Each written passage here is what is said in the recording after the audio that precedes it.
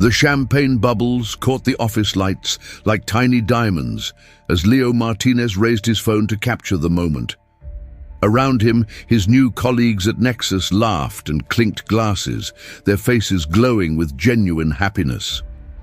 The startup's sleek headquarters buzzed with energy as employees received their quarterly bonuses on tablets, the numbers making even the most seasoned developers gasp in delight.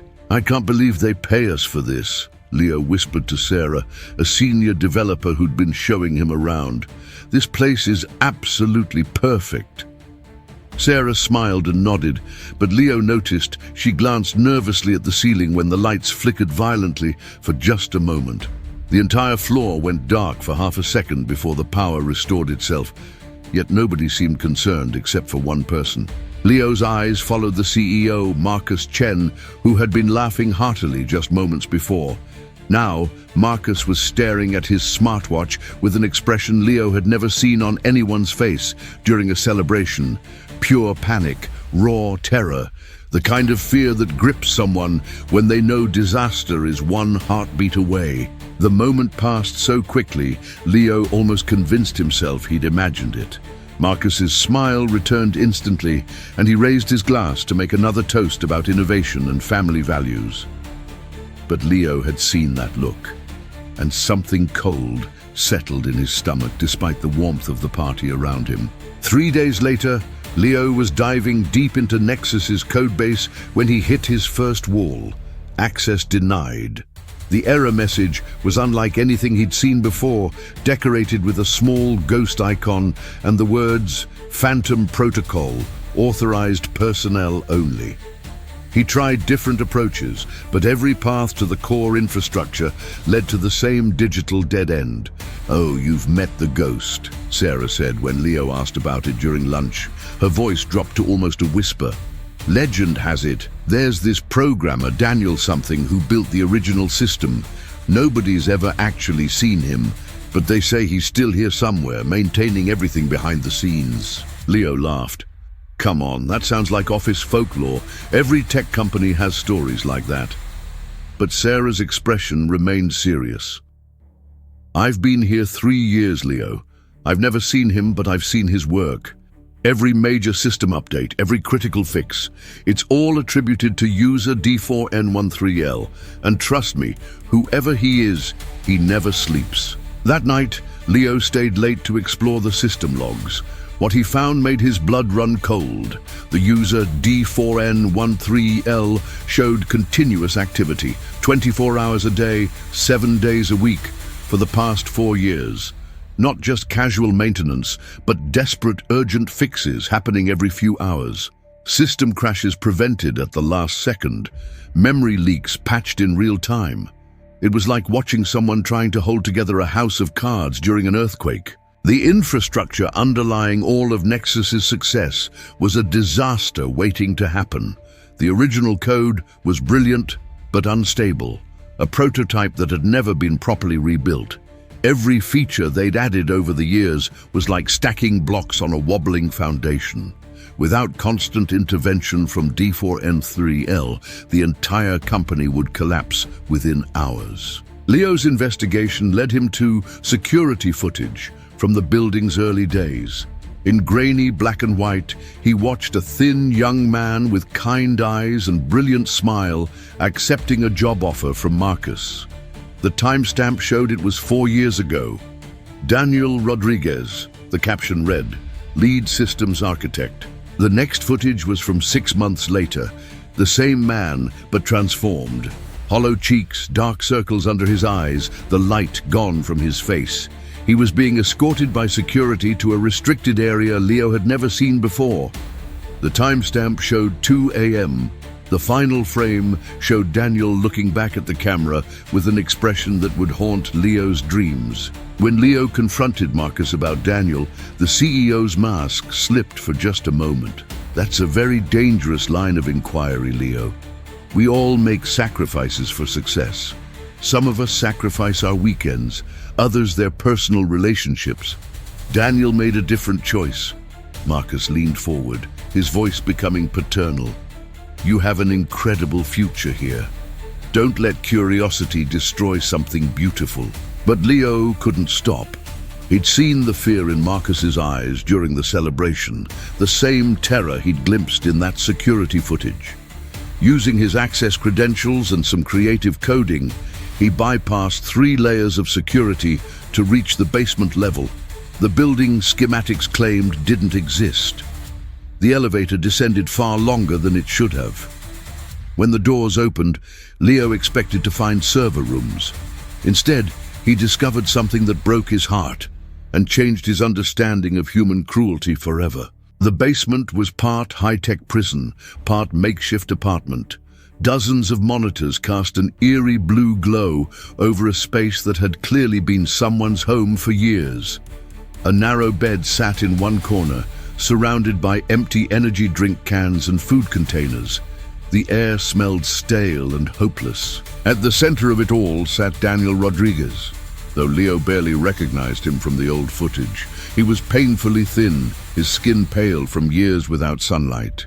His fingers moved across multiple keyboards with mechanical precision, his eyes tracking cascading lines of code across a wall of screens.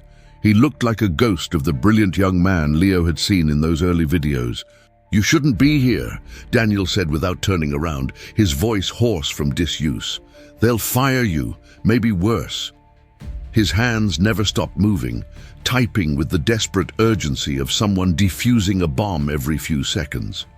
"The system's having another episode. If I stop for even 5 minutes, everything crashes. Your celebration upstairs, your bonuses, your perfect workplace culture, it all disappears." Leo sat down beside him, watching the chaos on the screens. Error messages flashed like warning lights, memory usage spiked into dangerous territory, and through it all, Daniel's code flowed like a surgeon's hands, patching and fixing and holding everything together through sheer force of will. "Why don't you just let it crash?" Leo whispered. "Why don't you walk away?" Daniel's laugh was bitter as winter wind. "You think I haven't tried? They have my family's immigration status tied up in legal knots.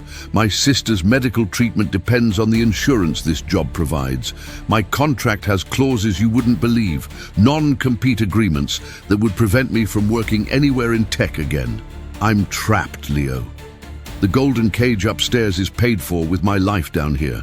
The magnitude of the injustice hit Leo like a physical blow. Every smile upstairs, every celebration, every bonus was built on Daniel's suffering. Marcus had found the one person brilliant enough to maintain his impossible system and had made him a prisoner of his own genius. "How long have you been down here?" Leo asked, though he dreaded the answer. "I stopped counting after the first year. Time doesn't mean much when you never see daylight." Daniel's eyes never left the screens. "Sometimes I dream about quitting, about walking away and letting it all burn. But then I think about Sarah and Mike from accounting and all the others. They don't know the price of their happiness. They don't deserve to suffer because I finally broke." Leo spent the next hour watching Daniel work, seeing the incredible skill and dedication it took to keep their digital world spinning.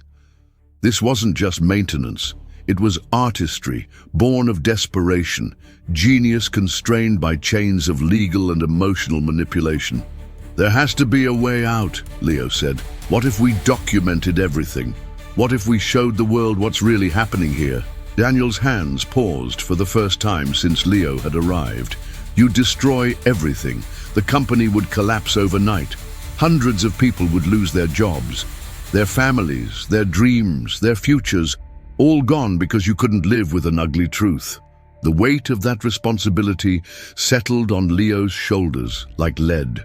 Expose the injustice and destroy innocent lives, or stay silent and let Daniel continue to suffer in darkness. There was no clean solution, no heroic choice that would save everyone. When Leo finally returned to the main floor, the celebration was still going strong.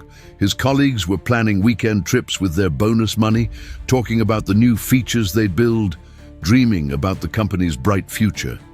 The same lights that had flickered during the party cast warm shadows on their happy faces. But Leo saw it all differently now. Every laugh was paid for with Daniel's isolation. Every success story was written in the ink of one man's destroyed dreams. The perfect workplace culture they all celebrated was a beautiful lie built on a foundation of human sacrifice. Marcus found Leo standing alone by the window, staring down at the city lights. "You look troubled, my friend. Did your exploration satisfy your curiosity?" "How do you sleep at night?" Leo asked quietly. "How do you look at all these happy people and not see the blood on your hands?" Marcus was quiet for a long moment. "You think I'm a monster? Maybe I am, but I've created something beautiful here. Hundreds of families depend on this company. Thousands of customers rely on our products. Sometimes terrible choices create wonderful outcomes. At what cost? At the cost of one man's freedom for the prosperity of many. It's not fair, Leo, it's not just, but it's necessary." Marcus's voice carried genuine pain. Daniel could have walked away years ago and let the company die. Instead, he chose sacrifice. He chose to be our foundation, our hidden pillar. There's nobility in that choice, even if the circumstances are ugly. Leo wanted to argue, to rage against the cold mathematics of Marcus's logic. But as he looked around at his colleagues, Sarah with her new engagement ring, Mike showing photos of his daughter's graduation, Jennifer talking about her mother's successful surgery paid for by company insurance, he realized the horrible complexity of the situation. That night, Leo couldn't sleep. He walked the empty streets, wrestling with questions that had no good answers. Was exposing the truth worth destroying so many innocent lives? Was Daniel's sacrifice meaningful if it enabled others to thrive? How do you weigh one person's suffering against 100 people's happiness? The next morning, Leo returned to work to find Daniel's latest masterpiece. Overnight, the mysterious programmer had implemented a revolutionary optimization that would keep the system stable for months instead of hours. It was a work of genius that would buy time to potentially find a better solution. Leo realized that Daniel hadn't just been maintaining the system. He'd been slowly, brilliantly rebuilding it from within, creating the possibility of his own freedom, one line of code at a time. The man in the basement wasn't just a prisoner. He was an architect planning his own escape. As Leo sat at his desk, watching his colleagues celebrate another successful day at their dream job, he understood that some truths are too complex for simple moral judgments. The price of their paradise was one man's hell, but that man was using his position to slowly engineer a better future for everyone. The lights flickered again, and Leo smiled sadly. Somewhere in the darkness below, Daniel was still fighting, still sacrificing, still hoping, and maybe, with time and patience and the right kind of help, they could all find a way to the light together. Success built on suffering isn't success. It's a debt that must eventually be paid. But sometimes the person carrying that burden chooses to transform it into something that might, eventually, set everyone free. The celebration continued around Leo, but now he saw it for what it truly was. Not a lie, but a complicated truth. Beautiful and terrible, hope and despair intertwined like the code that held their world together. And in that complexity, perhaps, lay the seeds of something better. If this story moved you, if it made you think about the hidden costs behind the perfect lives we see around us, then share it with someone who needs to hear it. Subscribe to Top Life Stories for more tales that reveal the complex truths hiding beneath our everyday world. Because sometimes understanding the darkness is the first step toward finding the light.